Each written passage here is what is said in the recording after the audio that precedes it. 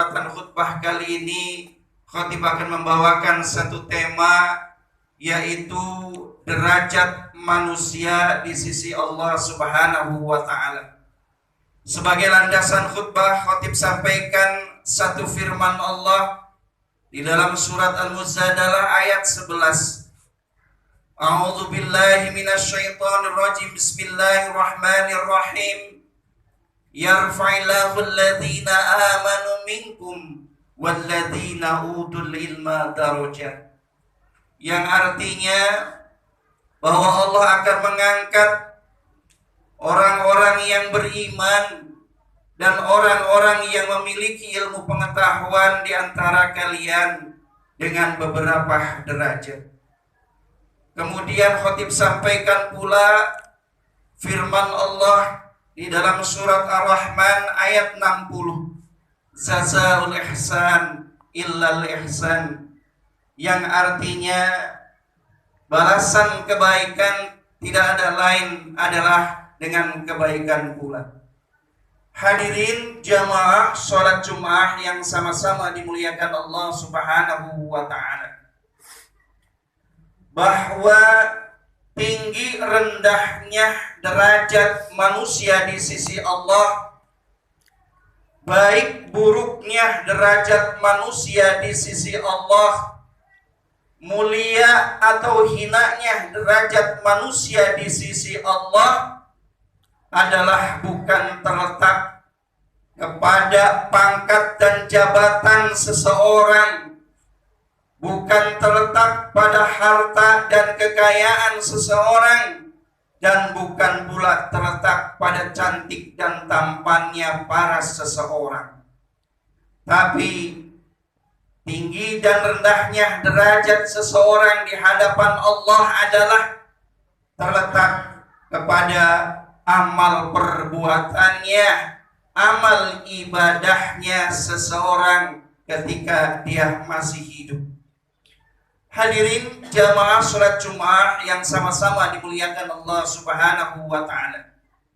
Imam Al-Ghazali di dalam kitabnya Bidayatul Hidayah menggolongkan derajat manusia di sisi Allah menjadi 3 golongan atau 3 tingkatan.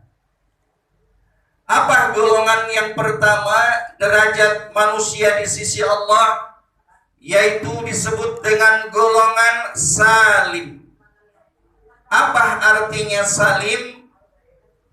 Artinya salim adalah selamat, yaitu orang-orang yang akan diselamatkan oleh Allah kelak di akhirat nanti. Siapa golongan salim tersebut? Golongan orang-orang yang akan diselamatkan oleh Allah tersebut ada 4 cirinya. Ciri yang pertama golongan orang-orang salim adalah yaitu mereka orang-orang yang taat dan patuh kepada perintah-perintah Allah Subhanahu wa Ta'ala, dibuktikan dengan dia mau beribadah kepada Allah Subhanahu wa Ta'ala di dalam kehidupan sehari-hari. Ciri yang kedua orang-orang salim, orang-orang yang akan diselamatkan oleh Allah kelak, yaitu orang-orang yang mau meninggalkan apa yang dilarang oleh Allah Subhanahu wa Ta'ala. Mau meninggalkan apa yang dilarang oleh Allah Subhanahu wa Ta'ala di dalam kehidupannya. Dengan buktinya dia menjaga dirinya untuk tidak berbuat maksiat dan dosa di dalam kehidupan sehari-hari. Jamaah sholat Jumat yang sama-sama dimuliakan Allah Subhanahu wa Ta'ala. Ciri yang ketiga golongan orang-orang salim, yaitu mereka yang selalu memuji-puji asma Allah, yang selalu menyebut-nyebut asma Allah di dalam kehidupan sehari-harinya. Dengan cara apa? Dengan cara banyak-banyak berzikir kepada Allah Subhanahu wa Ta'ala, menyibukkan lisannya dengan banyak berzikir kepada Allah Subhanahu wa Ta'ala. Dan ciri yang keempat, golongan salim, golongan orang-orang yang akan diselamatkan kelak di akhirat oleh Allah Subhanahu wa taala adalah mereka yang takut akan murkanya Allah Subhanahu wa taala. Kemudian mereka bergegas untuk banyak-banyak beristighfar kepada Allah, untuk banyak-banyak bertobat kepada Allah Subhanahu wa taala. Karena apa? Karena mereka takut akan murkanya Allah Subhanahu wa taala. Kemudian mereka segera bertobat, beristighfar, mohon ampun kepada Allah atas segala dosa-dosa yang pernah diperbuat. Jamaah salat Jumat yang sama-sama dimuliakan Allah Subhanahu wa taala. Inilah derajat pertama, golongan pertama yang berada di sisi Allah Subhanahu wa taala, yaitu golongan salim, orang yang selamat, orang yang akan diselamatkan oleh Allah Subhanahu wa taala. Jamaah salat Jumat yang sama-sama dimuliakan Allah Subhanahu wa taala.